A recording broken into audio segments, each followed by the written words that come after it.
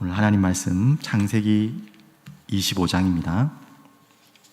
19절부터 26절까지만 오늘 보도록 하겠습니다. 창세기 26장 19절부터 26절 다 같이 읽겠습니다. 아브라함의 아들 이삭의 족보는 이러하니라. 아브라함이 이삭을 낳았고 이삭은 40세 리브가를 맞이하여 아내를 삼았으니 리브가는 바단 아람의 아람 족속 중 부델의 딸이요 아람 족속 중 라반의 누이였더라. 이삭이 그의 아내가 임신하지 못하므로 그를 위하여 여호와께 간구하매 여호와께서 그의 간구를 들으셨으므로 그의 아내 리브가가 임신하였더니 그 아들들이 그의 태 속에서 서로 싸우는지라. 그가 이르되 이럴 경우에는 내가 어찌할꼬 하고 가서 여호와께 묻자온대 여호와께서 그에게 이르시되 두 국민이 내 태중에 있구나. 두 민족이 내 복중에서부터 나누리라. 이 족속이 저 족속보다 강하겠고 큰 자가 어린 자를 섬기리라 하셨더라. 그 해산 기한이 찬즉 태에 쌍둥이가 있었는데 먼저 나온 자는 붉고 전신이 터록 같아서 이름을 에설하였고 후에 나온 아우는 손으로 에서의 발꿈치를 잡았으므로 그 이름을 야곱이라 하였으며 리브가가 그 아들을 낳을 때에 이삭이 60세였더라. 아멘. 하나님 아버지, 오늘도 하나님의 은혜로 하루를 시작하게 하시고 은혜 속에 하루를 인도받으며 또 은혜로 마무리하는 오늘의 날 되게 하여 주시옵소서. 그래서 이 오늘 잠시 지나가는 이 하루지만 모든 영광을 주님께 돌리게 하시고 주님만 바라볼 수 있는 믿음의 사람으로 저희를 사용하여 주시옵소서. 감사드립니다. 살아계신 예수 그리스도 이름으로 기도합니다. 아멘. 창세기 25장입니다. 창세기 이제 딱 절반인데요. 오늘 제목을 잡은 거는 하나님의 은혜라는 제목이고 그 은혜 중에 은혜, 하나님의 예정이라는 단어를 같이 붙잡고 좀 기도하는 시간 되면 좋겠습니다. 어제 24장을 통해서 우리 확인했던 게 이제 결혼에 대한 언약이었죠. 결혼은 단순한 남자와 여자가 만나는 것이 아니라 그랬죠. 하나님의 언약을 하나님이 예비하신 것을 하나님이 준비하신 응답을 확인하는 것이 바로 결혼이다. 믿는 사람들의 결혼은 반드시 그렇게 돼야겠죠.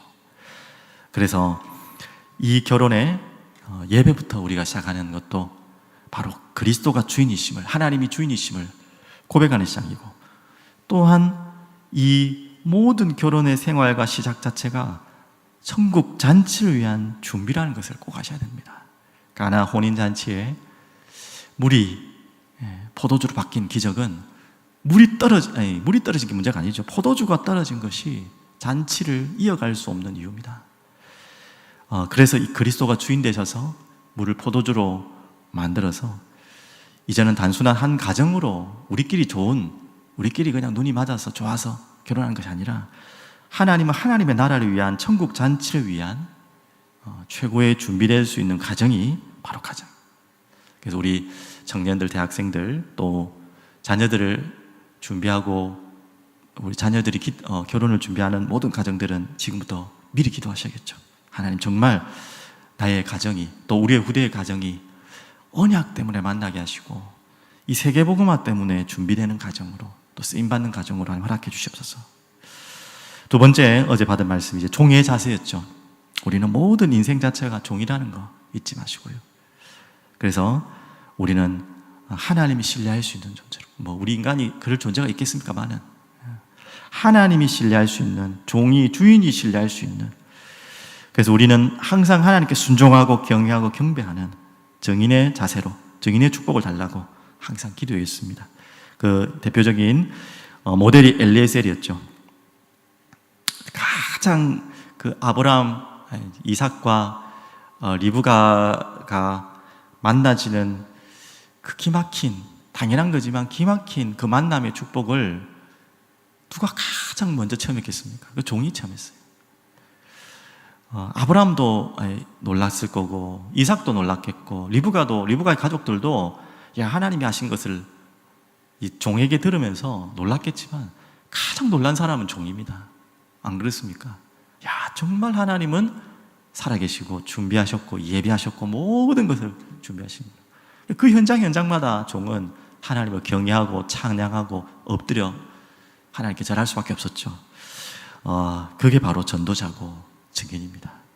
여러분의 모든 삶의 현재 오늘도 하나님 정말 살아계 주시구나, 하나님이 말씀하시는구나, 하나님이 예비하셨구나, 하나님이 준비하셨구나를 날마다 확인하고 체험하는 이 종의 은혜를 누리시기를 간절히 축복드립니다. 오늘은 25장으로 들어갔는데요, 이 25장 첫 부분을 보면 이제 이삭의 결혼을 이제 마무리하고 25절에 보면 아브라함이 후처를 맞이하고 그 후처의 자식들이 또 쭉 나오게 됩니다. 그러면서 이제 아브라함의 마지막 죽음이 이제 되고요. 9절에 보면 그의 아들이 이삭과 또 이스마엘이 오게 되네요. 그를 마므리 앞 헵 족속 소알의 아들 에브론의 밭에 있는, 이미 알고 계시죠? 사라가 있는 막벨라 굴의 장사였으니 그쪽으로 이제 가게 됩니다. 막벨라 굴의 의미는 이미 다 여러분에게 전달해 드린 걸로 알고 있고요. 그렇게 들어가게 되었습니다. 그러면서 이제 이 다른 아들들과 이삭의 그 관계를 정리합니다. 말이 좀 이상하지만 다 이제 이삭에게 모든 것을 다 맡기고 모든 것을 다 전달한 다음에 소유를 다 준 다음에 다른 서자들에게 재산을 나누어 주고 다 떠나가게 합니다. 다른 서자들을 동쪽으로 다 가게 하고 떠나게 합니다. 이미 그에 대한 분쟁과 이런 모든 부분들을 준비했다고 봐야겠죠. 그리고 언약의 씨인 이삭을 위한 준비를 했다고도 봐야겠죠. 이렇게 정리하는 장면이 나오고, 또 갑자기 이스마엘이 이 장례식에 나온 이후부터 또 이스마엘의 후에 대한 12절부터 18절까지 쭉 족보가 또 나옵니다. 중간중간 잊을만 하면 족보가 나와요. 그리고 그 뒷구절은 이제 또 아브라함의 아들 이삭의 족보는 또 이러하니라. 이제 아브라함의 족보는 이러하니라가 아니라 아브라함의 아들 이삭의 족보는 이러하니라. 이제 그 한 대가 넘어갔다는 거죠. 이제 시대가, 성경에는. 왜 잊을만 하면 족보가 나옵니다. 필요 없는 족보를 또 왜 적어놨나 하지만 이미 우리가 성경 읽으면서 알았죠. 이 족보가 얼마나 중요한지. 그러면서 오늘 또 이제 그 이삭이 아기를 갖지 못하다가 한 20년 만에, 아브라함은 25년 만에 이삭이 낳았죠. 근데 이삭은 또 20년 만에 오늘 쌍둥이를 가지게 되는 그런 장면이 또 이렇게 나옵니다. 오늘 이 부분을 읽으면서 묵상하고 기도하면서 성경을 읽으면서 좀 이렇게 되었으면 좋겠다, 이렇게 좀 일이 진행돼야 되는데, 아니 믿음의 사람이고 또 믿음의 가문이라면 이렇게 돼야 되지 않냐 라는 나의 기대와 또 이 소망과 또 예상을 항상 벗어나는 일들이 참 성경에 읽으면 많아요. 아브라함의 죽음 이후에 꼭 잘못됐다고 할 수 없지만 왜 또 후처를 맞이했을까, 이런 부분도 있고, 또 그 아들들을 또 왜 이렇게 놓는 것 자체가 잘못 아니죠. 근데 왜 또 이런 아들들을 낳았을까? 근데 하나님 언약은 이미 창세기 21장 13절에 말씀하신 것처럼 네 씨 이삭, 또 내 씨, 헬라어로 히브리어로도 다른 용어였죠. 언약의 씨와 또 육신의 자녀에 대해서 또 말씀을 나눴습니다. 또 네 씨로 말미암아 천하 만민이 복을 받지만 또 하늘의 별처럼 늘어날 거라는 하나님의 약속대로 많은 자녀들을 또 허락하심을 보게 됩니다. 저는 이 부분을 보면서 어떤 부분을 찾았냐면, 계속해서 점점 언약의 자손은 좁아지고 언약 밖의 자손들은 자꾸 늘어나는 것, 그런 부분들을 자꾸 보게 되죠. 또 분명히 이스마엘, 언약 밖의 자손이었고 육체의 자녀였고, 또 에서와 야곱이 태어나는데 그 귀한 하나님의 아들 가운데 장자가 또 에서인데 에서는 또 에돔 족속의 조상이 되죠. 또 야곱을 통해서 언약이 이어가게 되고 하는데, 왜 이렇게 그냥 좀 에서도 좀 잘 믿고 좀 야곱도 잘 믿고 다 그냥 잘 믿고 이래 됐으면 좋겠는데 왜 이렇게 되지 않을까라는 저 혼자 그냥 뜬금없는 질문을 하게 되더라고요. 이러면서 발견된 게 하나님 말씀에 모든 사람이 죄를 범하였음에 하나님의 영광에 이르지 못한다라는 말씀이 다시 한 번 더 너무 실감하게 되고, 로마 3장 10절에 보면 의인은 없나니 하나도 없다는 말이 이 말이 그 말이구나. 우리에게 정말 하나님의 은혜가 없이는 절대 우리는 살 수 없구나. 저는 이게 발견되더라고요. 그렇구나. 하나님의 선택된 백성들을 지금 선택하는 것은 지금 가나안 땅 그리고 메시아 오실 부분을 계속 집중하기 때문에 그렇지만 정말 모든 사람이 다 죄인이구나, 죄인일 수밖에 없구나 라는 것들이 더욱더 사실적으로 발견되어지고, 그래서 그 누구도 그 의로 하나님의 은혜가 없이는 구원받을 수 없구나, 여자의 후손이 아니면 안 되는구나.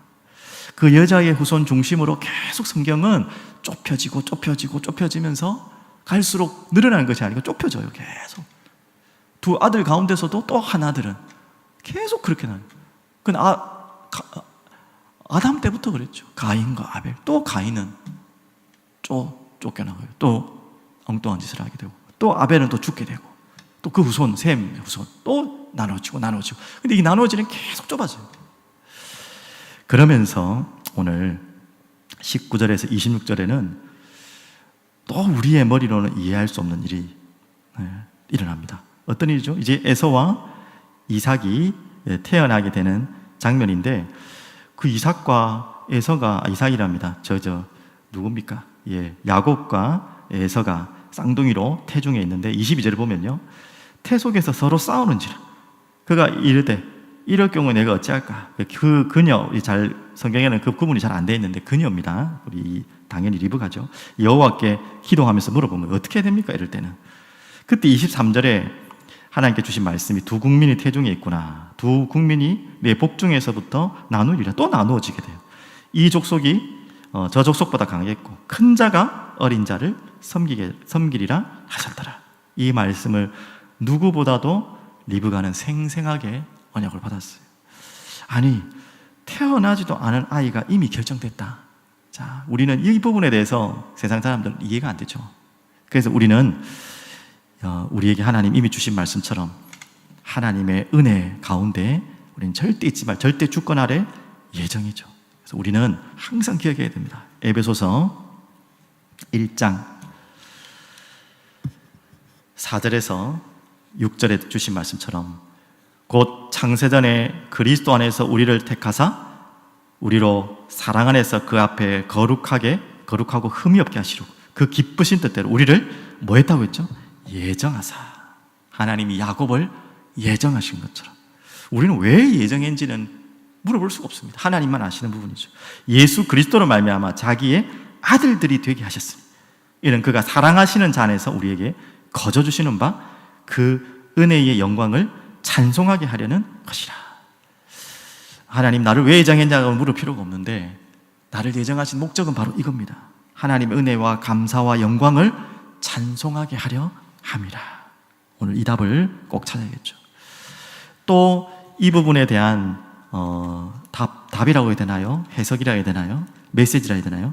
로마서 10장에 보면 이렇게 나옵니다. 로마서 9장입니다. 9장 10절에 보면 이 오늘 리브가에 대한 가정에 대한 부분이죠. 그뿐 아니라 리브가가 우리 조상 우리는 이삭 한 사람으로 말미암아 임신하였는데 11절에 그 자식들이 아직 나지도 아니하고 무슨 선이나 악을 행하지 아니한 때, 맞잖아요. 우리가 그들이 뭘 착하고 나쁘고 이런 것도 없잖아요. 지금 어떻게 보면 이 본문에 보면은 야곱이 더 나쁘지, 더 얍삭하고 막 발꿈치 잡고 막 얍삭하게 나오려고 하는데 무슨 선이나 악을 행하지 아니한 때에 택하심을 따라 되는 하나님의 뜻이 행위로 말미암지 않고 오직 부르시는 이로 말미암아 서게 하려 하사.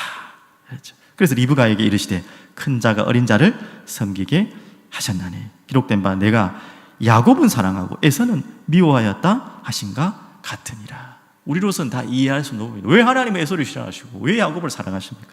편의 의미를 말하는 것이 아니죠. 예정과 선택을 말하는 것입니다.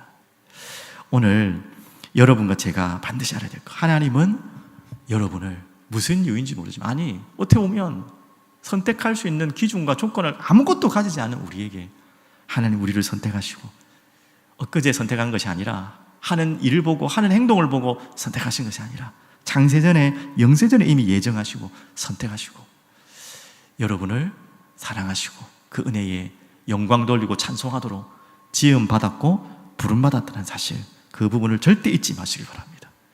그래서 여기에 대해서 질문한다면 9장 19절이죠. 이렇게 대답하고 있습니다.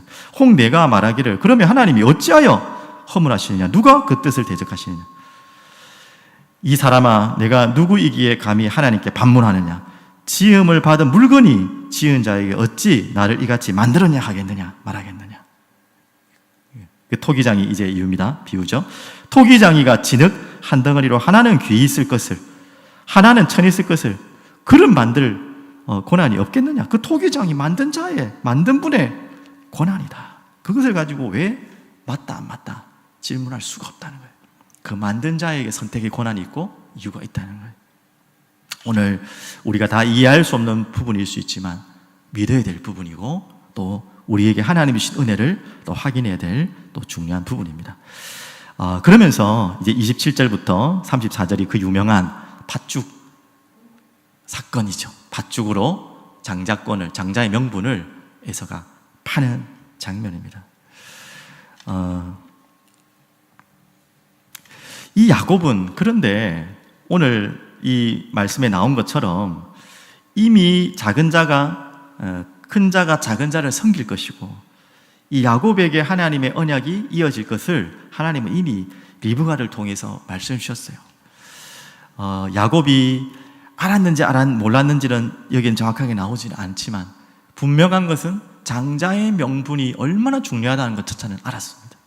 장자의 명분이 뭐 육신적인 의미도 있겠죠. 장자에게 가는 축복들, 나름대로 받는 복들이 있기 때문에 그 명분을 알았다고도 할 수 있지만, 어느 정도 장자에 대한 언약의 명분이 얼마나 중요한 것인지를 아마 알았을 거예요. 맞죠? 그래서 했는데, 중요한 것은 이 야곱이 그냥 하나님의 섭리를 기다리고 기도하면서 기다리면 다 받을 것이었거든요. 이미 예언되었고 하나님이 예정한 것인데, 근데 오늘 보면 야곱은 그것을 못 기다리는 거예요. 알고 기다리느냐, 바로 모르고 기다리느냐, 이 차이도 있겠지만, 지금 그냥 기다리고 있었으면 다 그냥 순순하게 지나갈 거를 야곱은요 계속 그걸 못 기다리고 뭘 해야죠? 우리 인본주의 대가라 그러잖아요. 자꾸 자기 방법을 써가지고, 좋은 의미일 수 있겠지만 고생을 사서 하는 인물이 야곱입니다. 여기서부터 고생이 시작되죠. 계속해서 여기서부터 도망 다니면서 삼촌 집으로 가고 계속해서 떠돌이 생활을 할 수밖에 없는 게 이제 야곱의 인생이 여기서부터 시작되는 것입니다.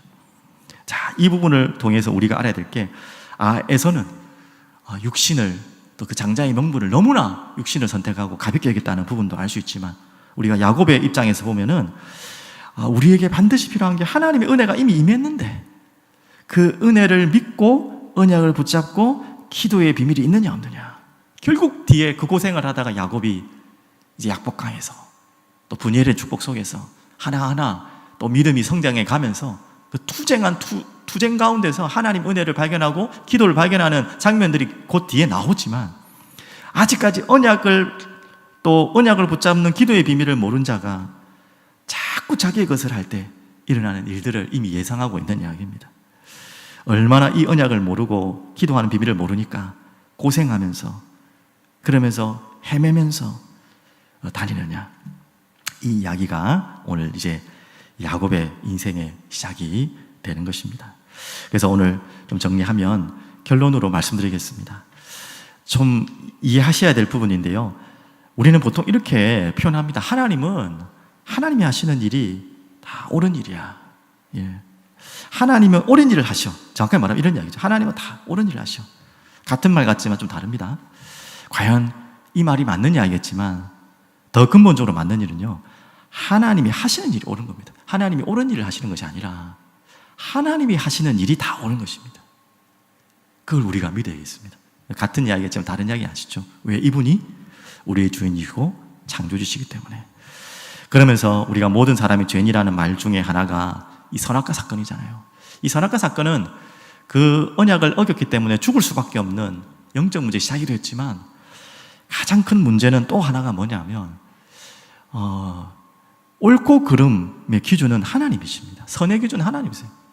우리가 옳고 기준을 정할 수 있는 수준이 아니에요.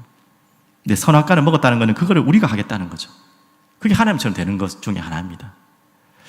그런데 이 선악과를 먹은 것은 한마디로, 이 비유가 맞을지 모르겠지만, 한 2-3살짜리 아이에게 정말 총알이 나가는 총을 주는 거나 마찬가지예요. 그래서 그 총을 마음껏 쏘고 있는 거예요. 장난감인 줄 알고. 이해되십니까? 그게 바로 선악과 사건. 자기도 죽지만 많은 사람을 죽일 수 있는 게 선악과예요. 하나님이 하시는 것이 옳은 것이지 하나님이 옳은 일을 하시는 게 아니에요. 하나님이 하시는 모든 일을 옳은 것입니다. 하나님을 우리가 판단할 수 있는 존재가 아닙니다. 하나님이 맞다 틀렸다, 하나님이 이게 맞을까 틀릴까, 아니에요. 하나님이 하신 것이 맞는 거예요. 그래서 하나님 말씀이 맞는 거예요. 말씀을 읽다 보면 이게 맞는 것인가 틀린 것인가, 그런 질문들이 굉장히 많이 나올 수 있습니다. 우리에게 그 생각부터 버려야 돼요. 하나님이 말씀하신 게 옳은 거예요. 우리가 보고 그걸 판단하는 것이 아니라. 여기에 대해서는 여러분 확실하게 가지셔야 됩니다. 선악과 얘기하면서 이렇게 돌아왔지만, 선악을 판단할 수 없는 존재인 인간이 얼마나 많은 것을 선악을 판단합니까? 우리가 판단하는 기준은 하나님이시고, 하나님 판단할 수 없고 믿어야 될 것은 하나님이고, 하나님이 선택하신 것이 옳은 거예요. 하나님이 결정하신 것이 옳은 거예요. 우리가 판단하고 선택할 수 없어요. 그래서 가장 무서운 게 우리가 선악을 판단하는 것입니다. 그래서 우리는 항상 말씀을 통해, 복음을 통해 하나님을 우리는 바라보면서 우리는 그 기준을 삼아야 되는 것입니다. 그 부분을 절대 잊지 마시고, 마지막 결론으로 다시 말씀드립니다. 하나님이 그러면 아무 조건이 없는 것 같은 나에게 아무런 하나님의 사랑을 받을 수 있는, 선택받을 수 있는 아무런 이유가 없는 나에게 하나님 은혜를 선택하신 이유가 뭡니까? 다시 정리합니다. 우리는 첫 번째 발견해야 될 것이, 우리는 완전 멸망할 존재다. 보십시오. 당장 에서와 야곱을 봐도 에서를 선택할 만하지 야곱을 선택할 만하냐. 바로 그 다음에 일어난 일도 보십시오. 얼마나 얍삭하고 팥죽 한 그릇 그걸 가지고 배 고픈 형을요, 그걸 또 놀리고 그걸 가지고 또 장자권까지 빼앗고, 그 뒤에는 다 아시잖아요. 또 이삭을 속여가지고 털까지 붙여가지고, 어머니가 또 시키긴 했지만 축복권을 또 아버지를 속여까지, 눈 어두운 아버지를 속여서까지 축복을 가로채버립니다. 그렇게 우리는요, 진짜 완전 멸망에 대해 선택받을 조건을 가진 존재가 아니에요. 그런데 하나님은 야곱을 선택하시고 야곱을 의롭다고 하시거든요. 이해가 안 되죠, 우리에게는. 그래서 우리는 하나님 앞에 고백할 게 감사밖에 없어요. 찬송밖에 없고, 그리고 우리는 절대 교만할 일도 없고 낙심할 이유도 없는 것입니다. 그래서 하나님이 그럼 우리에게 왜 은혜를 먼저 주었는가? 은혜를 받고 그것으로 그치라는 것이 아니라 은혜를 심부름하고 전달할 존재로 부르신 겁니다. 하나님이 유대인이라는 민족을 부르신 것은 대단해서 잘나서가 절대 아니라 그랬죠. 먼저 부르셔서 그 은혜를 만민에게 전하라고 부르신 거예요. 이거를 못하니까 하나님이 그 은혜를 이방인들에게 돌리신 거죠. 다시 또 말씀드렸지만 유대인에게 돌아오지만요, 그래서 우리에게 은혜를 주신 것은, 은혜를 받을 조건이 아무것도 없는 우리에게 주신 이유는 감사와 찬양하며 그 은혜를 심부름하기 위해서. 그러면서 두 번째, 오늘 우리가 반드시 알아야 할 것, 그 은혜를 찾고 누리는 기도의 망대 속에 있어야겠습니다. 이 비밀을 찾지 못한 야곱은 다 받아놓고도 조용히 은혜를 누리고 기다리며 기도하고 하나님 말씀 따라 딱 받으면 편안하게 인도받을 수 있는 존재인데, 그리고 부스럼한다고, 그것도 하나님의 절대 주권 속에 있겠지만 계속해서 엉뚱한 고생을 하게 됩니다. 오늘 붙잡아야 될 것, 하나님의 은혜를 누리는 기도의 망대를 하나님 찾게 해주소서. 얻어맞으면서 은혜 속으로 들어가지 말고 이미 하나님 주신 은혜를 하나님 정말 누리고 그 비밀 속에 날마다 걸어가게 해주시옵소서. 오늘 그 두 가지 기도 제목을 같이 가지는 오늘 하루 되시기를 축복드리겠습니다. 함께 오늘 기도하겠습니다.